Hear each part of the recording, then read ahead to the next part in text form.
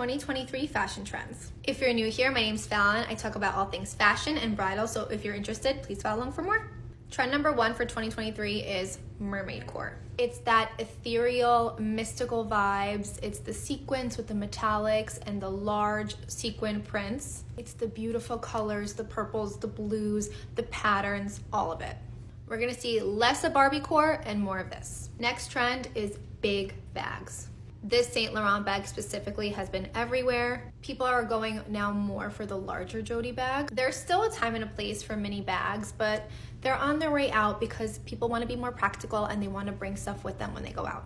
Trend number 3 is mesh and sheer fabric. People are starting to become more bold and daring with their fashion, and it's becoming less taboo to go out looking like this. So many designers are coming out with these beautiful fabrics and silhouettes, and you can layer them in different ways. I love this trend. Trend number 4 is cargo everything. Cargo was always big, but we're starting to see pockets on tops, on bottoms, on jackets, everywhere. It's gonna be the next big thing for 2023. Follow for more.